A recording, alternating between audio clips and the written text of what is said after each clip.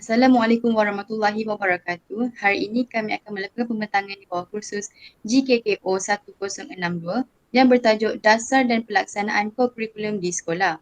Sebelum saya melanjutkan pembentangan saya pada hari ini, izinkan saya untuk memperkenalkan ahli kumpulan saya iaitu saya sendiri Nur Ala Natasha binti Muhammad Rizal Saya Muhammad Afiq Nazmi bin Nur Hisham. Dan saya Syifa Al-Kawsar binti Rosti. seterusnya. Terdapat 5 dasar utama dalam pelaksanaan kokurikulum di sekolah. Dasar utama -1 ialah kegiatan kokurikulum adalah sebahagian daripada kokurikulum kebangsaan iaitu melibatkan peranan pihak sekolah. Dasar utama -2 penyertaan murid dalam kegiatan kokurikulum adalah wajib yang melibatkan peranan murid. Dasar utama -3 penyertaan semua guru adalah wajib iaitu melibatkan peranan guru. Dasar utama -4 ialah pelaksanaan kegiatan kokurikulum yang melibatkan peranan murid. Dan dasar yang kelima iaitu dasar yang terakhir, penyertaan beramai-ramai yang melibatkan peranan murid. Seterusnya Saya akan meneruskan pembentangan dengan isu dan masalah bagi soalan yang diberi. Penyataan masalah. Cikgu Haikal merupakan seorang guru besar di SK Seri Permata. Beliau mendapati murid-murid di sekolahnya tidak melibatkan diri dengan aktif dalam aktiviti kokurikulum kerana mereka lebih berfokus terhadap mata pelajaran akademik. Semangat muhibah dalam kalangan murid-muridnya juga tidak diamalkan dengan baik sewaktu pelaksanaan aktiviti kokurikulum. Jelaskan dasar pelaksanaan kokurikulum di sekolah yang dapat membantu Cikgu Haikal mengatasi masalah di atas. Dasar pelaksanaan kokurikulum yang berkaitan dengan masalah berikut adalah seterusnya. Yang pertama adalah dasar utama 2, penyertaan murid dalam kegiatan kokurikulum adalah wajib. Maksud dasar utama 2 KPM, penyertaan setiap orang murid merupakan matlamat gerak kerja kokurikulum yang dikehendaki.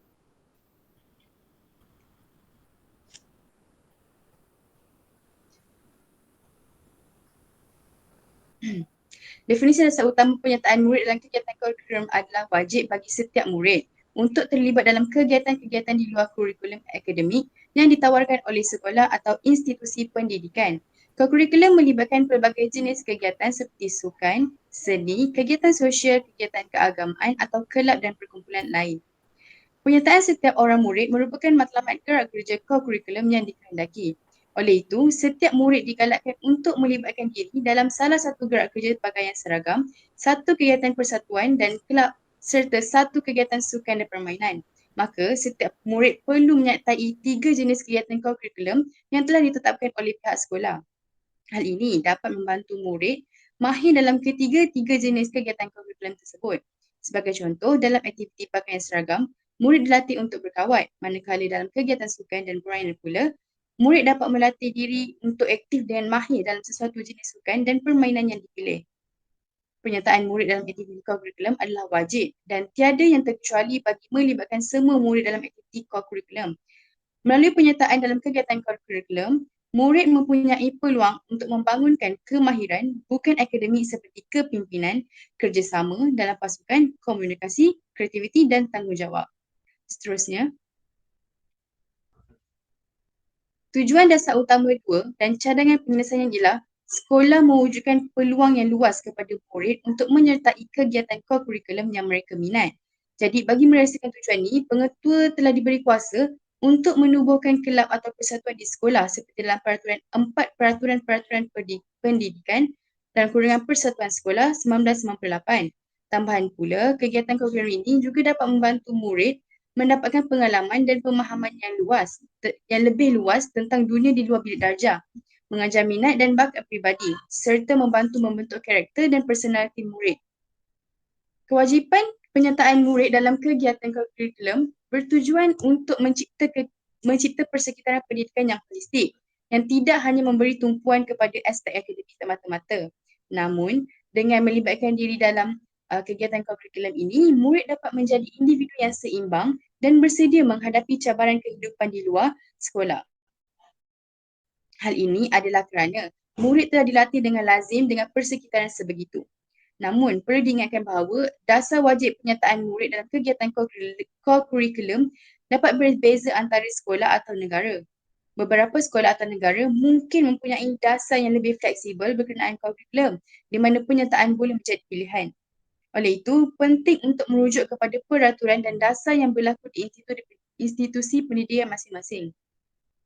Seterusnya, saya akan fikir antara cadangan penyelesaian bagi isu ini ialah guru perlulah merekod kehadiran dan memberi penilaian pencapaian murid dalam kegiatan kurikulum. Hal ini sudah ditegaskan dalam perkara 8.2.1 Surat Perkeliling Ihtisas bilangan 1 Palang 1 1985 dan perkara 2.1 Surat Perkeliling Ihtisas bilangan 2 Palang 1986. Seterusnya, murid yang tidak hadir dalam kegiatan kurikulum ini yang telah daftar untuk mereka sertai merupakan satu kesalahan yang boleh guru untuk kenakan tindakan disiplin kepada mereka jika disabitkan bersalah seperti kes Ponting. Akhir sekali, penyertaan dan penglibatan murid dalam kurikulum wajib ditekankan. Sekiranya murid tak dapat sertai ketiga-tiga komponen kurikulum, murid boleh sertai sekurang-kurangnya satu daripada komponen kurikulum tersebut seperti permainan dan sukan. Jelaslah penyertaan murid dalam kegiatan kurikulum adalah suatu kewajipan yang penting bagi setiap individu. Dalam kurikulum, murid terlibat dalam pelbagai kegiatan di luar kurikulum akademik yang disediakan oleh sekolah. Melalui kegiatan ini, mereka dapat mengembangkan keterampilan non-akademik, meluaskan pemahaman mereka tentang dunia dan membentuk sasias serta kepribadian yang seimbang. Walaupun ada kelainan kegiatan kurikulum bagi setiap sekolah yang lain, penting untuk murid menghormati dan mengikuti aturan yang ditetapkan oleh pihak sekolah dan Kementerian Pendidikan. Itu sahaja daripada saya. Saya akan meneruskan pembentangan dengan pembentang yang kedua iaitu Syifa Al-Kausar. Baiklah, seterusnya kita akan teruskan dengan dasar kedua yang boleh menyelesaikan masalah Cikgu Haikal iaitu dasar utama kurungan 4, pelaksanaan kegiatan co-kurikulum.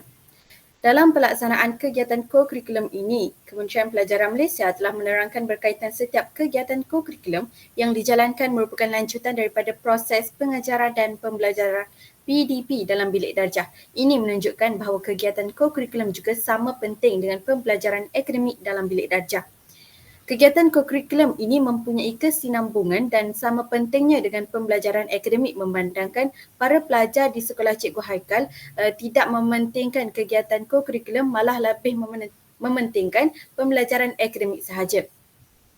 Yang ketiga, kegiatan co-kurikulum membuka peluang kepada murid untuk menambah, mengukuh dan mengamalkan pengetahuan, kemahiran dan nilai-nilai yang dipelajari di dalam bilik darjah. Ini menunjukkan bahawa kegiatan co-kurikulum ini merupakan kesinambungan daripada pembelajaran akademik dalam bilik darjah. Ini menunjukkan perkaitan antara teori dan amali. Dalam bilik darjah kita akan pelajari teori dan dalam kegiatan co-kurikulum kita akan pelajari secara amali.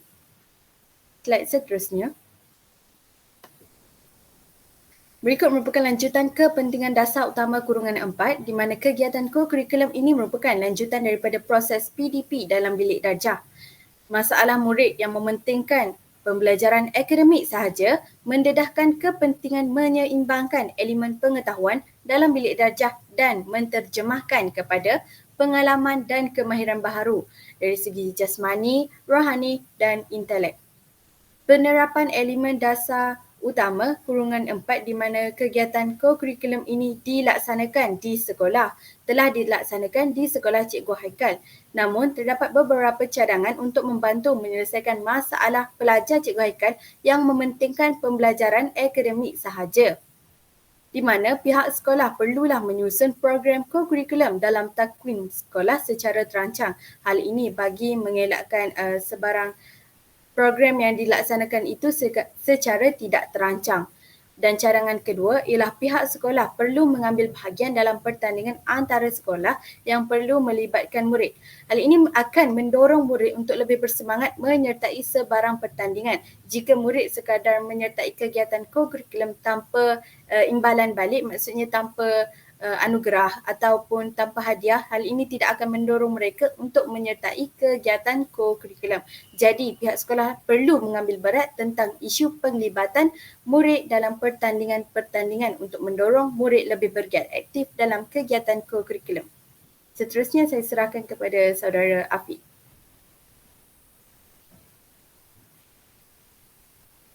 Afiq, mic.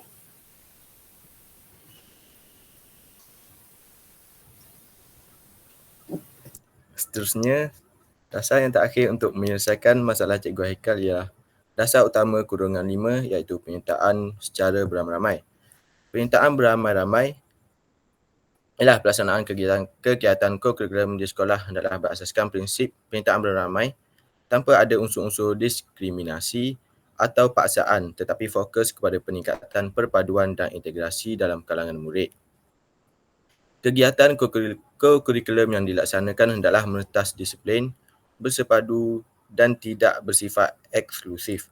Oleh itu, penyertaan adalah terbuka kepada semua murid tanpa mengira kaum dan bangsa. Tiada diskriminasi terhadap perkauman dalam kokurikulum. Tiada permainan atau kelab tertentu yang boleh diikuti oleh segelintir kaum. Namun penyertaan adalah terbuka kepada semua murid. Seterusnya, tujuan dan cadangan. Tujuan pelaksanaan dasar utama kurungan 5 ialah murid akan melibatkan diri secara aktif tanpa mengira bangsa, kaum dan agama. Hal ini adalah kerana penyertaan murid berbilang kaum terhadap semua aktiviti kokurikulum adalah bebas. Murid mestilah bekerjasama tanpa mengira latar belakang, hormat menghormati dan perlu bertoleransi dalam segala hal. Aktiviti kokurikulum dapat mewujudkan integrasi nasional dengan memberikan kesan positif kepada perpaduan rakyat Malaysia. Hal ini dapat mengelakkan perbalahan antara kaum terhadap rakyat Malaysia. Cadangan penyelesaiannya ialah yang pertama, pemantauan terhadap aktiviti kokurikulum. Yang kedua, penubuhan persatuan dan kelab sekolah. Dan cadangan terakhir, memberikan sumbangan kemudahan. Saya akan terangkan tentang cadangan yang pertama iaitu memberi pemantauan terhadap aktiviti kokurikulum di sekolah. Tindakan ini perlu dilakukan kerana banyak aktiviti kokurikulum di sekolah dijalankan bagai melepaskan batu di tangga. Pelajar berasa kecewa kerana kegiatan yang dijalankan tidak menarik minat mereka. Kegiatan yang dijalankan hanya untuk memenuhi jadual. Sebagai contoh, pelajar datang ke sekolah hanya bermain bola sepak tanpa bimbingan secara sistematik. Mereka berpendapat bahawa mereka tidak perlu datang untuk bermain bola sepak. Sebaliknya, mereka boleh bermain di kawasan taman tempat mereka. Oleh itu, pihak sekolah mestilah memastikan bahawa aktiviti yang dijalankan mestilah benar-benar mendatangkan manfaat kepada mereka. Seterusnya, penubuhan persatuan dan kelab sekolah. Pihak sekolah seharusnya menubuhkan lebih banyak persatuan dan kelab yang baharu yang sesuai dengan minat dan kemahiran para pelajar. Sejajar dengan perkara ini, pihak sekolah sepatutnya menjalankan kajian tentang minat pelajar dalam jenis aktiviti kokurikulum yang ingin diceburi dan seterusnya berusaha untuk membentuk kelab atau persatuan demi kebajikan pelajar. Dengan itu, para pelajar akan mempunyai lebih banyak pilihan untuk menyertai aktiviti kokurikulum yang diminati. Contohnya, pihak sekolah hendaklah menubuhkan kelab komputer untuk pelajar yang meminati bidang teknologi maklumat. Hal ini sebenarnya akan dapat menarik minat para pelajar untuk bergiat cergas dalam kegiatan kokurikulum tersebut. Kerana tak kenal maka tak cinta. Cadangan yang terakhir ialah memberi sumbangan kemudahan. Memberi sumbangan untuk membaiki dan menaiki taraf kemudahan yang diperlukan oleh kelab dan persatuan di sekolah. Kerana ada padi semua jadi, ada beras semua deras. Hal ini bertujuan untuk menyediakan lebih banyak kemudahan untuk dinikmati oleh para pelajar yang menyertai kegiatan kokurikulum. Sebagai contohnya, pihak sekolah bolehlah membina gelanggang tenis yang baru untuk ahli kelab tenis yang semakin bertambah dengan menyumbangkan derma. Sokongan padu daripada pihak ini sebenarnya akan menarik minat para pelajar untuk menyertai kegiatan kokurikulum. Itu saja daripada saya. Seterusnya, saya serahkan kepada saudari Syifa untuk membuat rumusan. Baiklah, terima kasih kepada saudara Afiq di atas pembentangan dasar utama kurungan 5 sebentar tadi. Jadi dapat kita lihat bahawa penyelesaian bagi masalah Cikgu Haikal di mana pelajarnya yang lebih menekankan pembelajaran akademik sahaja dan tiada semangat menghibah antara para pelajar, maka kami bertekad memilih 3 dasar tersebut, iaitu dasar utama kurungan 2, dasar utama kurungan 4 dan dasar utama kurungan 5 bagi menyelesaikan masalah Cikgu Haikal. Jadi secara rumusannya, kegiatan kokurikulum ini dapat mengembangkan lagi ilmu pengetahuan dan memberi peluang kepada pelajar untuk merasai pengalaman baharu. Dalam kegiatan kokurikulum juga, perpaduan antara pelajar tersebut dapat disemat dan kokurikulum ini dapat menjadi wadah untuk memupuk semangat bersatu padu dan saling membantu antara satu sama lain. Kegiatan kokurikulum tidak dinafikan lagi dapat melahirkan lebih ramai belia berkualiti serta sihat fizikal dan mentalnya pada masa yang akan datang. Hal ini akan mendorong dan memangkin kepada pembangunan negara apabila golongan muda dapat menjadi pemangkin dan golongan yang belia yang berkualiti dalam pentadbiran negara yang akan datang. Bertepatanlah dengan peribahasa badan sihat otak cerdas, maka dapat kita lihat bahawa kegiatan kokurikulum ini merupakan tunjang juga dalam pembelajaran akademik. Dengan berakhirnya pembentangan dasar-dasar utama pelaksanaan kokurikulum dan rumusan yang telah disimpulkan sebentar tadi, maka berakhirlah pembentangan kami bagi menyempurnakan tugasan GKKO 1062. Dengan itu, maka tamatlah pembentangan kami. Sekian, wabillahi taufiq wal hidayah. Wassalamualaikum warahmatullahi wabarakatuh.